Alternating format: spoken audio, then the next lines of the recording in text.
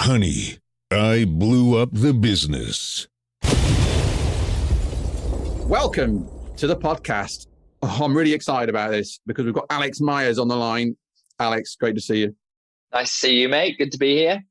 Alex is a great guy, a good pal, a collaborator, and like legend of his own making in the world of brand PR marketing, not just in the UK, not just in Europe, but around the world. He's a bit of a geezer. He's a founder and CEO of a company called Manifest Group, and they're a brand communications, aka sort of PR agency, but they do a lot more than just that. Founded in 2009. Check this out. They have offices in London, Manchester, New York, Stockholm, Melbourne, and coming soon, Cape Town and Los Angeles, I believe. How about that? You've been busy. Not only that, I'm going to embarrass you now, Alex, or maybe not. You're a PR guy. You don't get embarrassed. They were two-time International Agency of the Year, 2 years in a row. And Alex was named as last year as Global PR Professional of the Year. Woo! I mean, it's quite funny. I listen to this podcast. I'm a big fan, Dan, as you know. But I was thinking, and I was listening to all of the amazing intros to everyone else, and I knew we'd signed up to do this. I was like, what's he going to manage to find about me that's anywhere near the same caliber? So thank you for the big up. I need you in my life every morning, to be honest. Well, I'll book me in. I'll show up. I'll be your motivational speaker. My previous was Gobshite from the North, making Perfect, it. Yeah. That's usually what I get. That's the other checklist. So he's got a kind of, you do have, and it's funny actually, because I had this with a number of people. I think maybe it's an Englishman or English person's issue, is you don't have to put yourself down. Meanwhile, everybody else thinks you're amazing. But Alex's company is really kind of innovative, and he's got an amazing set of clients. And entrepreneurship is baked into their business, I would suggest. They've got a whole series of what they call brand ventures, which we'll hopefully get onto tonight. And he's somewhat of a revolutionary. I'm going to suggest he's on a mission, a man on a mission, and he's also getting others on a mission too, which is what I really admire about Alex. He's really got a kind of purpose and a drive, and so we're going to get into that today. But the pinnacle of his career was the time when I was responsible for two wrestlers throwing him off a stage in East London. This much is true. Yeah. I'll tell my grandkids about that one. Yeah. You should do it. That was the pivotal moment in his career when it all started to go well for him, when he was kicked off by some wrestlers. This is true. I'll get it. Was an event I used to run. There were some wrestlers involved. And anyway, it was a long story. Check it out. I'll put maybe a link in the show notes. It does sound like a fever dream, but it was true. Yeah. It was true. Yeah. It was a fever dream. This podcast, I'm going to because Alex is into PR, I've remembered I should probably mention that this podcast is brought to you by the Tech Department, which is my company. And that's the business I blew up in 2017. Now, we've subsequently turned things around, but I really don't want to do that again. So that's why I'm speaking to Alex and all these great guests we've got on the podcast, because I want to learn, because I don't want to do that. And hopefully you can learn too. So if you like that mission that we're on, please help, dear listener, because if you can share, give us a 5-star review, subscribe, more people can see what we're up to and listen to great guests like Alex. So please do your bit and help us help people. So anyway, that's my PR spiel over with. So we're going to dive into it. I've got a question, which is a legit question, which is something I've been meaning to speak to Alex about for, let me think, 3 or 4 years. And we bumped into each other at a talk in London, a Simon Sinek talk. Simon Sinek, the author of many books. His book, The Infinite Game, was just about to be published, and it was 2018. So 2018 is a year on from or maybe 6 or 8 months or a year on from my business blowing up. And I was kind of licking my wounds somewhat, and I bumped into you, and I was like, oh, mate, I made a right mess of it. And you said, well, you never guess what? I've had some real difficulties too. Let's meet up and have a coffee and just talk about it. And then we never actually had that coffee. So I'm going to have that coffee now. And so just what happened? Yeah, it was an interesting time, that, actually. And I think that's something that I've always admired about you, Dan, but also that I think it's quite rare in the business world as I've got more experience, is there's kind of people who are always fine, and then there's people who are willing to tell the truth. And I think naturally I gravitate towards the latter. It might be the Yorkshireman rather than sort of the Englishman as well. That's kind of where the modesty comes from as well, because I think so some of the advice that I always carry with me always comes from non-businessy people. And my mum once said to me, like, never let anyone think they're better than you. But then importantly, she said, never, ever think you're better than anyone else. And like, I remember like feeling like, I feel like in business, that's quite a rarity. You know, you've always got people who are looking around. And I think when I bumped into you, like I have always been really like admiring of you and what you've been doing through the tech off, which I'm sure we'll talk about. But it's quite nice when other business people are willing to be vulnerable, because that's how you feel, right? I think it's quite often when you're leading a business, when things are going well, when things are going poorly, and the bits in between. The key consistency is loneliness. I think, you know, that no one really gets your position because you don't necessarily have any contemporaries, right, when you're leading a business, and it's tricky. So it was really nice actually for you to open up like that, having not seen you for a while. And I think I wanted to do exactly the same. I think, so from my perspective, we have been a fast growth business at Manifest since we started. And at that point in time, I think we're 8 or 9 years into the business, and we'd started with me in my living room, to a mixture of naivety and bravado, thinking I'll just set up my own agency. Right, I couldn't find anyone I wanted to work with because there was no one looking to integrate channels and all of that technical jazz. But also there was just no one who was nice running an agency to do good work for good people. There might have been, I just couldn't find them, or maybe they didn't want to hire me. So I set up an agency on my own. And every sort of 3 months, I'd kind of got a new job because the business was going well. It was every 3 months, it was a new business to run. So I've always been impatient, and I've always been easily sort of distracted, but I've never have at Manifest. I've been able to really be laser focused because everything's changed all the time. And I think at that point when we bumped into each other, that was the first time where I felt like it wasn't just running on rails, and that actually I realized the weight of responsibility that I had running a business that at that point was probably employing like 20 to 30 people. And like you said, I think we had an office in New York by that point. And really what had happened was it was a business maturation issue. So we were growing really quickly, and performance was really good. We were winning loads of awards for the work that we were doing. And we'd managed to really codify like that purpose of the business to build brands that change the world. So I was sort of flying high as at that point the CEO. But I'd also had to do that really tricky job of detaching myself from running the business. I mean, what's great about when you set up a company from scratch is you kind of learn everything about running a business, but you also learn there's stuff that you're not that interested in and there's stuff you're not that good at. And the faster you're able to give that to someone who's interested in them and good at them, sort of the more you're able to grow and develop. So I'd got to that point where I'd started handing over. We had a managing director, and we had senior level people, and I was focused very much on the vision for the business, doing the strategic work. And I completely took my eye off the ball on the kind of fundamentals. So I'd hand it, and I think that confidence thing comes into play. I'd handed over my baby basically to be run by other people, and I'd probably just assumed that they were better than me at various things, but also, which to be honest they probably were, but like I'd probably also just assumed that it was going to run the same way as it had done before. It was going to be just as easy at a £2 million business as it was at a 20 grand business, but it really wasn't. It was more complicated. There's pressure on people. I'd not, as a leader, sort of given everyone the framework they needed to sort of manage that business to the vision, and I kind of felt like there was this explosion of cash flow issues that arrived that suddenly we had to deal with because they'd kind of been swept under the carpet or missed.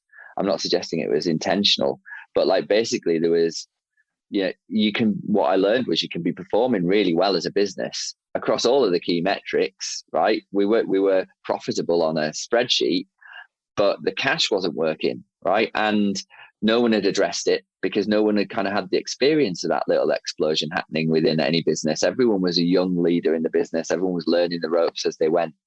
And I'd not spent the time giving everyone that infrastructure and support. And I found myself in a position where I had to make some really serious decisions really quickly around the team. And I'd always said, like, we want everyone to, I don't want to sound like Joseph Fritzl, but I'd always said I wanted everyone to stay permanently at Manifest and it'd be like a career for life. And suddenly I found myself thinking I need to jettison some people off the payroll or this business isn't going to survive.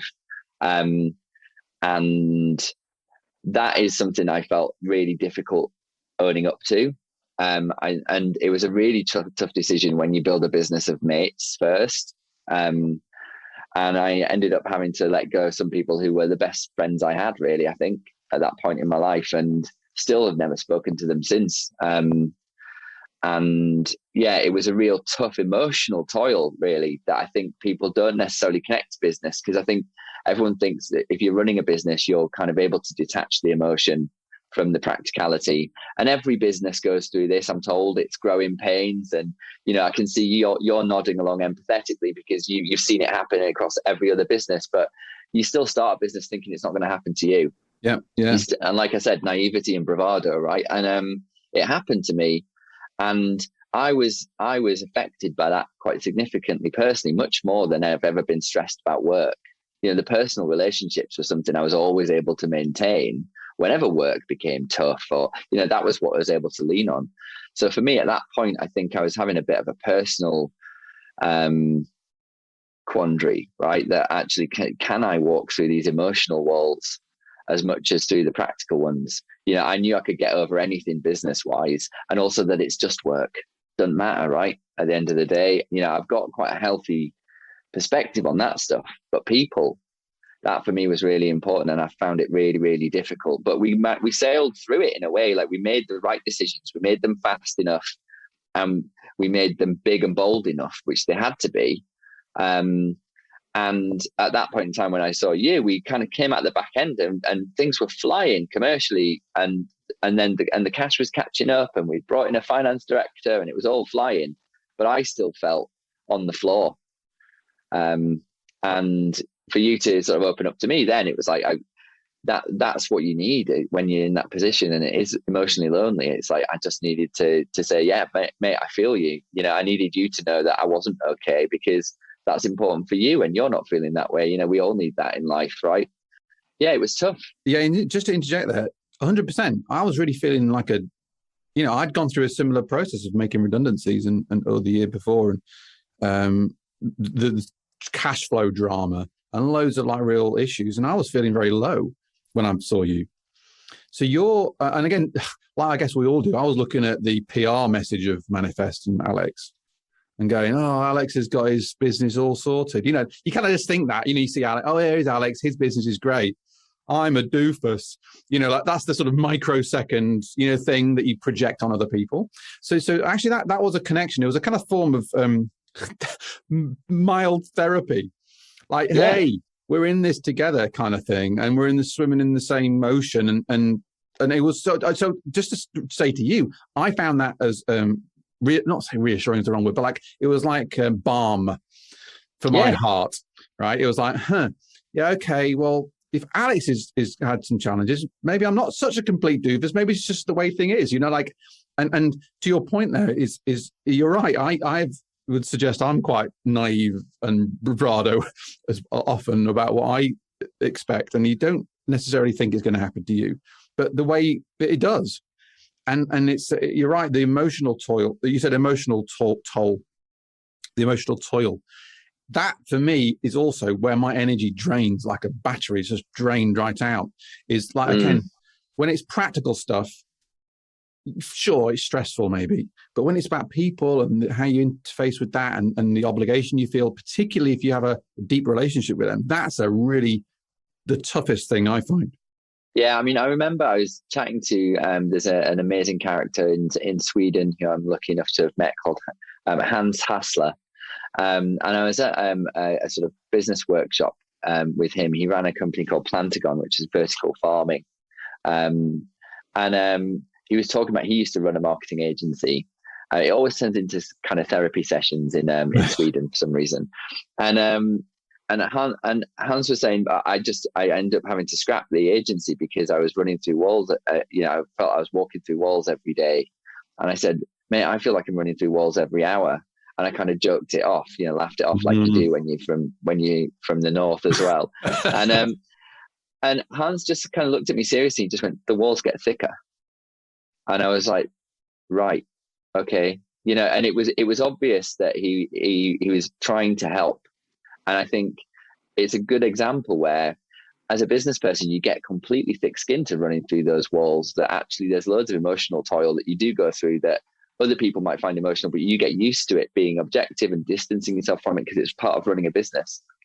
But I hadn't prepared myself for that kind of emotional wall to hit. And I was really having a panic moment before that big day of making those decisions, communicating those decisions to people. And I got a phone call from our collective friend who crops up in all of your podcasts, Ian Hambleton. He's a non-exec director at Manifest, and someone I really admire. But I said to him, this is going to be the most difficult conversation of my life. And he said to me, I don't want you to think about it. I would like you to think about it from a different perspective. It might be the most difficult conversation you have in your entire life, but it'll also probably be the most important one. And if you consider instead the significance of it, and that you're willing to do it, and the people that you're doing it for, it can help. And it really did. But I've mentioned there Hans, and I've mentioned Ian, I've mentioned you, that honesty between people is kind of what makes entrepreneurial community happen. And there's lots of people who kind of do it sort of, oh, we've had a dip, but it's fine. I'm getting through it. Kind of public sort of display of vulnerability is now a thing. But actually, there's some real authentic people in this business,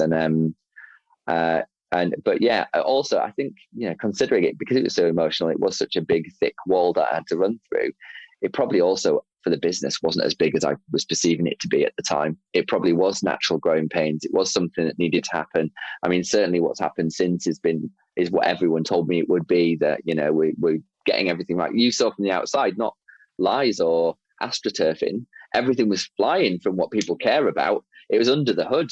Is that like a car can look great from the outside because it is, right? But then there's something wrong inside. You don't see it, and that was the problem. We didn't either. It's not like we were drinking our own Kool-Aid. I think it showed to me that actually that honesty, you can't have things under a hood. You've got to have everything out in the open, and you've got to be honest about it. And I think now I've got a better perspective on it. But I mentioned to you previously when we chatted, I still feel like I've got a bit of PTSD around all of that stuff. And it definitely navigates how I feel about business now. And it makes what we do and why we do it even more significant. Obviously, the emotions is a big thing here, and the emotional sort of impact of that. So what were you feeling at that time? What were the emotions that you were feeling? Personal, I was disappointed in myself. I was guilty, because at the end of the day, I think, when you are the founder of a business, you're accountable. And accountability is different to responsibility. There's things that can happen that you're not aware of, especially when the business gets bigger. You're not responsible for making those mistakes or or not passing on that information, but you're accountable for everyone feeling like they can and having the support and training that they need, so they do. And the book stopped with me, and I never ever sort of sidestepped that. And I think it was the first time though where the weight of that was sort of claustrophobic a little. But what it did do also, I think, was it galvanized me. I think when you go through things in life emotionally, that you can choose to use them in a positive manner. And I think actually it's funny. Part of my mentality, I was quite ill when I was about 13, I think. I had a tumor in my jaw. And I was probably older, 14 actually, because I was doing my GCSE, sort of first year GCSEs. And I had to take a long time off school, and I was quite shy, and I was really nerdy and geeky at that point, and covered in spots and the usual sort of lacking in confidence. And it was going through a hard thing, and I kind of blocked out how hard it was, right? And I kind of just got through it. But when I came out the other side, if anyone sort of challenged sort of how big an event it was, I would be really sort of confident in my response. I remember my teachers telling me off for not having read the book in English. And I remember saying to her, like, I think I might have said, "Fuck you." Really? And like the class just went, "What?" Oof. Like I was not that child, right? And I remember thinking, I'm going to get an A star in this to really fuck her off, to really piss her off. Sorry, I'm swearing a lot. That's fine. But like, I didn't hate this teacher. She was a great teacher, but I was really galvanized against being defined by being off school and having this thing that was happened to me that I didn't have a choice about. And in this way, with the business thing, it's kind of, I've responded in the same way where I've come out the other side and gone, right, well, I'm not going to have that happen again. With much more clarity, and been able to be much more directive, and been able to sort of have the awkward conversations that ensure I get the information, and that everyone feels free to do what they need to do, ensure that leaders have the support and mentorship that they need, that there's feedback loops around all of the leadership parts of the business. And we've come out like much stronger, and everyone said we would. But like, I think personally, emotionally, I feel galvanized a bit, like it's not like I would find it easy again, but I think the experience means that hopefully it wouldn't happen again. I feel confident that it wouldn't happen again. I think I kind of need to, because if I felt that was coming again, I might not be up for it, to be honest. And, but it also galvanized me to do work that matters. And to take as much from the growth of the people in the business as I was doing, but not taking that for granted. I think imagine if it had all ended at that point and all these people's jobs had gone, is one horrible thing to consider. But also, like, if all of the work we'd done for the 8 years prior had been useless, that people wouldn't have noticed happening anyway, that we would have just disappeared into the ether and no one would have cared, that would have been horrific. And it wouldn't have been, because we'd done good work, but it galvanized me to be like, this business probably is going to be a global success, or it's going to crash and burn. There's kind of no in between because of the way we run it. But if we are going to crash and burn, everyone's going to see how, everyone's going to be gutted about it. That's what I want. Everyone's going to realize that there's a positive impact on business that's missing. So it definitely made me feel more committed to that kind of approach, to do good work for good people that inspires better business, really. It seems it's just very much a defining moment, I guess, for you on a kind of, as an individual, but also for the business. Looking back now, with a bit of distance from it, and I appreciate you've been very frank about the fact it's still got this sort of heat to it in terms of your emotional impact, and that you said, as you sort of said, the PTSD of it. So there's something there which is, good for you to acknowledge. But in terms of like lessons from that, I mean, do you think there's kind of, obviously the people talk about this as like you learn from failure and you learn from things going wrong. What do you think the number one lesson for you personally has been, looking back now from sort of 2017, 18? It's funny because there's a couple of, firstly, a lesson I learned is that I can make those tough, I learned a lot by myself, that I can do the things that you don't want to ever get stretched into doing. And there's always that question mark. Can I do it? You see that in sports all the time, right? You see it in, say, tennis, for instance, until someone's gone the full 5 sets and they've been a tie breakdown or whatever. You don't know if they've got that fortitude to come out the other side. So I feel like there's that part of it. I learned a lot about myself.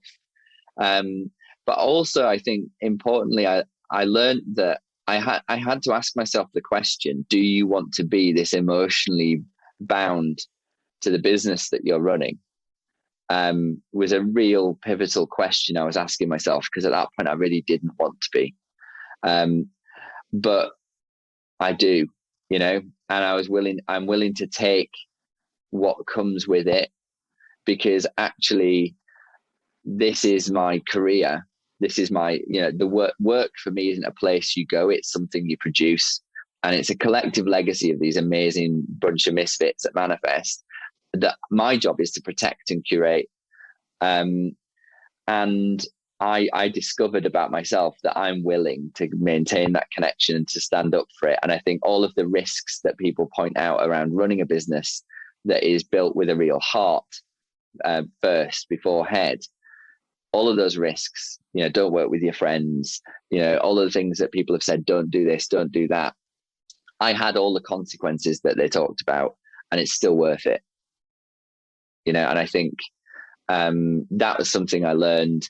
And like I said, but that word galvanize, I guess it felt like that direction of travel felt much clearer. It felt there was a way back before, I think, of just, well, maybe I can always just run this as a super profitable business, sell it and live on a yacht. Like I've never been interested in that. And I'm even less so now. I think it made me realize that this is important to me, and it's always felt like another child, and that's fine, because just like when you're a parent, things go right sometimes and things go wrong sometimes. But you can't lose that emotional connection. That's the joy of it. So I think I learned that. If that is a learning, I don't know. But in terms of what you said before about failure, aside from this episode, I think where it looked like the business might fail for something that actually was kind of weirdly under the hood, like I said, a little Gordian knot we'd not spotted. But I've never really perceived failure in the business at all. I find it quite difficult when people say, what are the mistakes that you make? Because actually everything that you make that's technically a mistake is something that's not going to happen again, or there's some kind of silver lining, or there's some kind of benefit and opportunity that comes from it. And that's not optimism. It's just common sense. I actually think optimism is not something to be criticized, and seeing failure as a positive isn't a mental state you should put yourself in. You should just have to justify the negatives as much as you have to justify the positives. Why does life turn around and say, put the burden of proof on the positive impact of a mistake? Because actually, the negatives that people say, it's like, well, what? A bit of ego. Like my ego got bruised is generally the biggest impact of a decision you make that might turn out to be wrong.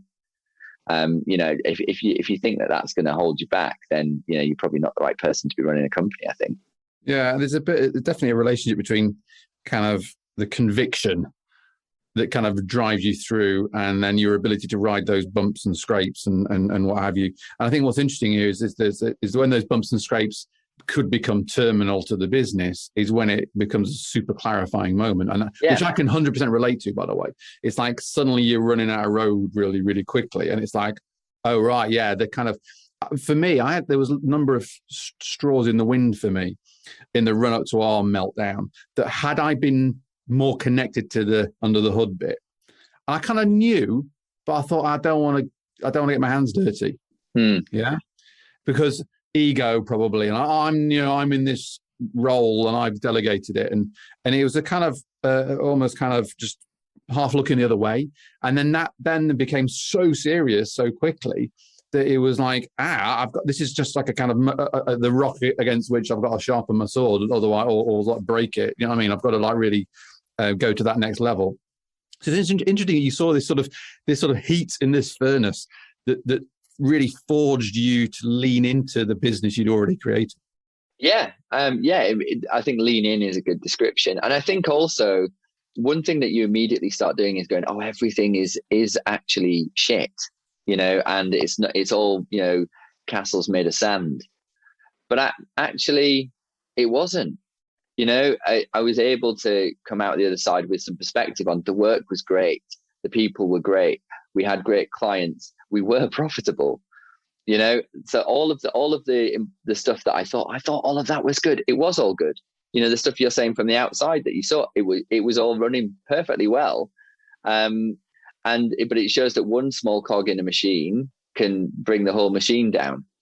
But you have to, you can't think that one small cog is defining the machine, and I think for me, it's also allowed me to look at the bigger picture, and go, okay, well, you can't ever have every cog working as efficiently, but you can't ever let one stop. Right. And it's like, that's really what happened to us as a business. But like you said, you can take your eye off the ball by just focusing on everything that's working. And you do, like, it's unconscious, but you do avoid the discussions around the stuff you think might not be working as well. Because you think, well, if all of this stuff's working and it's 99% of everything, then we're going to be fine, But actually, you need that 100% working. You need to have that perspective. But you can also respect the self, you can respect yourself that you've got 99% of it right. You can at least go, look, it was just that one bit. Yeah. And not think that the whole thing is just a cloud, which is what I initially felt. I was like, is this all just a mirage? Yeah. And it wasn't really. That's really interesting, because I think that's right. You can, this is your chimp mind. This is the book, The Chimp Paradox, comes up quite often in this podcast. But this idea of it's black and white and catastrophic and kind of, it's all terrible because, something bad has happened. It doesn't mean there's not good things within the business or within what you've got. It's interesting, just to switcheroo a little bit here, because you talked there about your mission, call it, within the business was tempered in the fire through, and you came out and you were like, no, I'm going to lean into this. I'm going to make this a really solid, purposeful, meaningful business with heart. This idea of mission is something that's really baked into you, I guess, and then the business. And this is something you're doing with your clients too, which I think is really interesting in terms of you have a kind of angle, you have an attitude in a way within the business. So could you just talk a little bit about how you see this sense of purpose and drive and mission within Manifest, and perhaps then lead on how you work that with your clients? Yeah, I think what I found difficult, which I wasn't able to articulate what I found difficult about working at other agencies until I set up Manifest, and probably was 5 years in, I think. Because you are naive and you work through instinct much more than you consider. And I think something that's very interesting when you're a founder is you suddenly have to start writing down why you think something so that everyone else understands it within the business, and you're kind of articulating stuff that you never have to do. It's a bit like being on a podcast, right? You never have to answer really difficult questions, like literally. You kind of think that you do, but you don't. So when I started the business, I knew I wanted to do work that mattered, but I didn't really even put that into the business plan at the outset. I think, we had 2 rules in the business: work hard and be nice to people. And then someone bought me the Anthony Burrell print when we finally got an office. And that was great because it was like, we actually had an office for a start, but it gave us like this kind of guiding principle. I think it's still in everyone's contract. If you do those 2 things, you can't get sacked, for instance. Right. But I do think it's genuinely the only 2 rules that are consistent in business, that you can't get anywhere without working hard, but also being nice often is seen as the antithesis of being good at business. And one of the big things I had at the outset was I wanted to prove you can. Someone said to me, I think, and there's a lot of this, isn't there? People have said to me, I can't do something, and I probably react against it. There must be something psychologically there. But someone said, when I said I was setting up my own business and I wanted to be, work hard and be nice to people as the central tenets. And someone said, you won't get very far in business being nice. And I kind of thought in my head, like, watch me. Why, again, it's one of those common sense things no one has to prove, just business is nasty. It's like, well, it doesn't have to be though, does it? And I think that therefore Manifest really had baked into its DNA at the outset that business can be nice. And I mean that instead of nice being a superpower. And yeah, absolutely. I mean it in that British sense of nice. I don't mean being good or altruistic. I just mean being nice to one another. And then it gradually built into the fact that the work that we did that was best was built around change. And that change being established around a positive impact we had on the lives of the audiences of the campaigns we ran. And suddenly I realized that this idea of agency as well, the name of the kind of business that I run, it feels like you're just an agent of someone else, right? And their mission. And in reality, actually, we are agents of change, and that we are able to project that onto the businesses we work with. And I thought, I remember having the discussion actually with one of my colleagues, Ali, about if we are able to make, doing good as a business or having a positive impact on the lives of your customers, a commercial imperative, because the businesses Manifest work with succeed. They're at the top of their industries. And the only sort of consistency is that they are having a positive impact on the lives of their customers, and they're using that as their key commercial driver. Then we can actually inspire a different definition of business, where actually instead of people saying you can't be nice in business, it could actually be you can't be bad in business, because you're not going to succeed against the likes of these brands that Manifest are representing. And we could be like, we can't do it on our own, but we could forge this new business culture. And I genuinely still believe that business and the private sector has a much bigger impact on culture and cultural change around some of the biggest challenges, from child obesity, poverty, the climate crisis than governments ever will, because brands are cultures now, and it used to be, before we started, I think brands were a representation of the business that you had. Now the brand is the business that you have. People are buying the values of your brand, and they are just simply buying the products, I guess, as a subscription to that. And I felt it was super important that therefore we created a creative process and a strategic route for our work that was around building brands that change the world. And most of the time it is altruistic. We work with incredible brands that are trying to create a climate positive fashion industry, for instance. But also it could just be putting one smile on one person's face one day in a year that wouldn't have been there if it wasn't for that campaign. And then building the campaign around making that smile happen, right? Like that is what Manifest does, that was always very, very different to certainly the PR sector that we emerged from, but now we're much more of an integrated marketing agency. I think there are specific discipline agencies that do it, but no one's sort of looking at the brand holistically. So that's what we wanted to do. And then it's affected how we run the company. Like, diversity and inclusion is really important to us, because I saw that we're an industry at 96% white, right? Which is nuts in its own right. But then you consider that is then an industry that produces 2/3 of all the content everyone in the country consumes. And you're like, actually, the legacy of that lack of diversity is huge, much like it is in, say, law, where you've got 96% white people creating the laws for everyone. That unconscious bias that is there, we all have to admit is there, is suddenly now baked into like this legacy of work that is affecting culture in a really dramatic fashion. So I realized that we could have an impact, and we should have an impact, and it's not enough to just do what we do, but to inspire our rest of our industry to do that. And it made me feel better about the work that we do, but it wasn't a conscience driven thing. It was a conscious driven thing. It was about, I want to create a job that's my dream job for the next 20 years. And I don't really want that to be doing, making big things and floating them down the Thames, which is what a lot of agencies were doing at that point in time. So yeah, the brand purpose became a language that people became literate in, a misunderstood one where everyone thinks that it is just bolting on altruism to your brand. But it gave us this foot in the door. It allowed us to be more influential. We were working with brands that were inspiring other people, and people were coming to us and saying, how did you do that? And we just said, well, look, we're engendering a community rather than, we're acquiring customers rather than transactions, by creating a community around a business and saying, and, we found that the brands we worked with found it easier getting up in the morning. They understood and they could articulate what it was that got them excited about their job. I remember a guy at an insurance firm saying, we just sell insurance. Like, there's no purpose around that. And I couldn't believe it. This guy had been doing this for 20 years. And I was like, actually, you're protecting the most important thing. It's not 4 square walls. That's not a kitchen wall. It's a height chart. So your first instinct if your house burns down is not, where am I going to live now?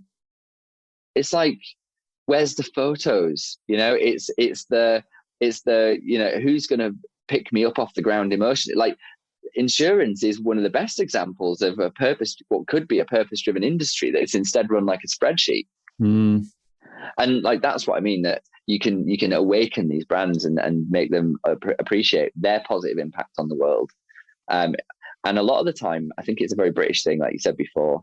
People are asked what they do, and especially this works in PR. Ask people what they do, and if they work in PR, they kind of look at their shoes and they shuffle a bit, and they say, "I work in PR, nothing important." And I wanted everyone at Manifest to not do that and be able to say with pride, "I work in marketing." And the reason why they can say it with pride is because that market makes a positive impact on the world, even if it's just a small one. It's a drop in the ocean for sure, but what's an ocean if it's not just a billion drops, right?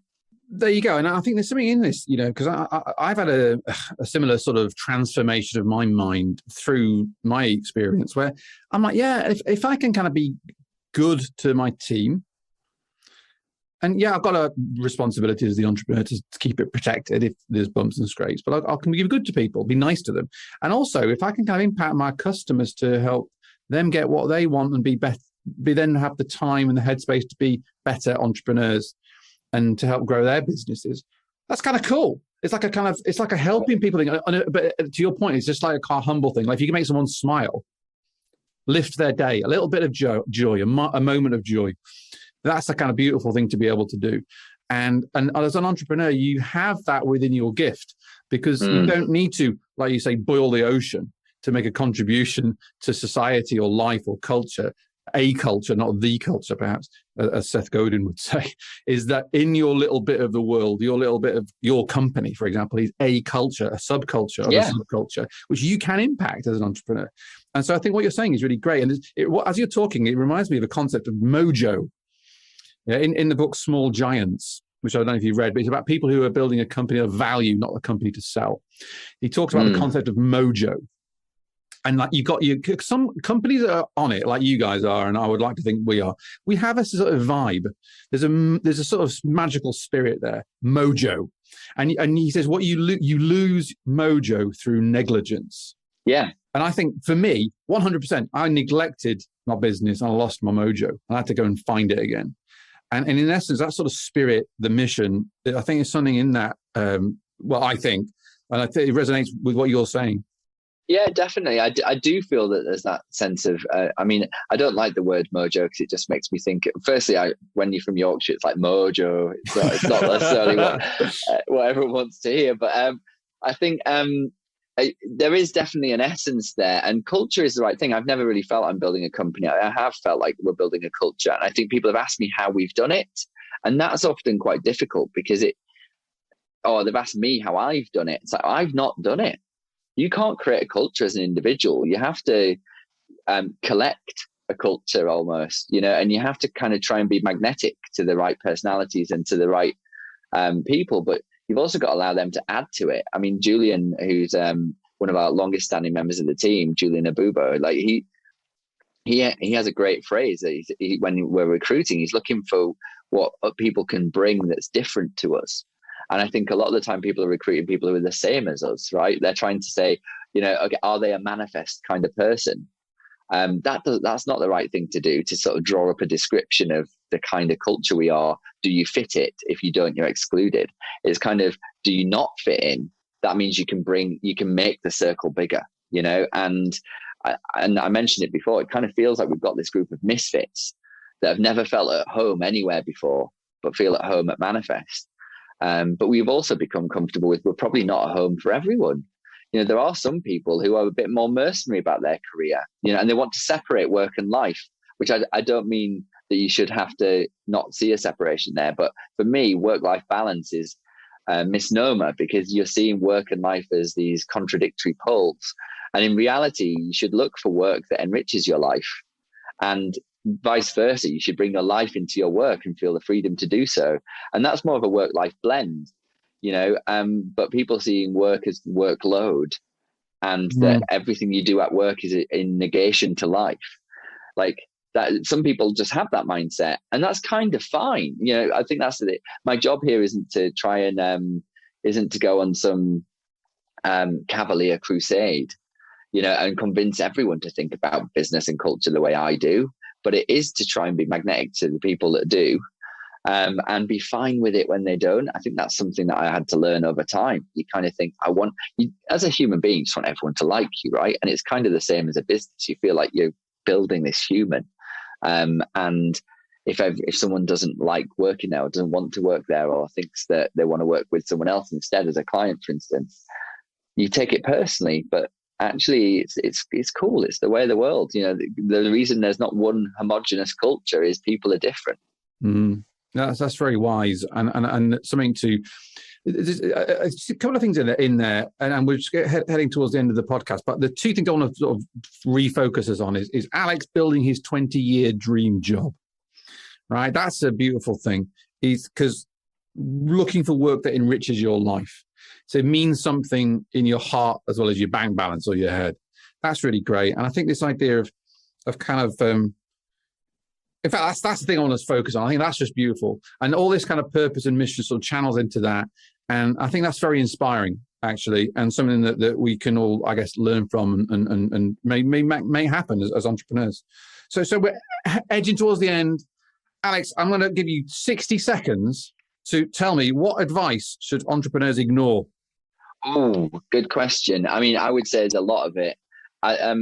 Ignore anyone that thinks, I think ignore the idea that you need more information to make a decision. There's I think it's Colin Powell's 40-70 rule. So if you've got less than 40% of the information, you don't have enough to make a decision. But if you've got more than 70%, you've got too much, you waited too long, you've missed your opportunity. I think being decisive, but also that there are creative people or not, and that you're either someone who comes up with ideas or you're someone who not. We all have ideas. The difference for entrepreneurs is we're the ones who believe in them. And if you lose that belief in your idea, that's what I think you're referring to with your mojo. And I think if you have the belief that you don't need anyone else to have it, that everyone will line up to tell you why it's not going to work. And that's what you need to kind of not listen to. Like, by all means, don't disregard it in terms of steering you, but allow it to galvanize. But they haven't done your business. The world's full of people who've looked around and said, I had that idea. They didn't believe in it. And I think entrepreneurs' superpower is that belief, really. And yeah, I'll be honest, I struggle to think of any business advice that I've taken. I think, the only piece that for me still rings true is what I said at the start of this conversation from my mum. Don't let anyone think that they're better than you, and don't ever think you're better than anyone else. Everyone's making this shit up as they go along, whether they tell you that or not. That is the one single truth about every CEO, every boardroom, every position, from Obama to who everyone looks at and idolizes. He's had to make this shit up as he goes along. He's having to make decisions for the first time every day and not be sure of them. And I think giving yourself that freedom, it's a bit like when people say in an interview, look at the interviewee and pretend they're naked. And it's like, gives you that human connection. I would actually just remember, whatever pitch you're in, whatever discussion you're having, whatever moment in time, whatever difficult position, everyone's just trying to muddle along. No one, regardless of how confident they're telling you they know what they're talking about, no one does. Everyone is just, they've got their own perspective, their own truth on it, and you have yours. Just believe in it. That's great. Great advice. Very wise and brilliant. As I knew and expected this esteemed legend of the communications industry would bring us today on the podcast. Alex, thank you so much for being so open, really. And I'm so pleased I actually found out what was going down after our little interaction at the Simon Sinek conference, the talk. So that's great. And I really hope to see you in real life real soon. Please, same, mate. Well, yeah, I really hope so. And please, everyone, send love and respect through the airwaves to Alex. And thank you for being so open. And we'll see you all next time on Honey, I Blew Up the Business. Do you want to get the top 5 tidbits from each episode emailed to your inbox every Friday? Yes, you do. It saves you having to go through and make notes and make a note of all the books and all the ideas that are in the podcast. We go through and we choose the top 5 we like, plus put all the links into that email. So if you just go up to honeyiblewupthebusiness.com, yes, that's honeyiblewupthebusiness.com, and just enter your email address. There's a little box, just enter it in, and we will send you that information. And it saves you having to make notes and all that. That's make your life a bit easier. And of course, if you did enjoy the episode, please consider subscribing.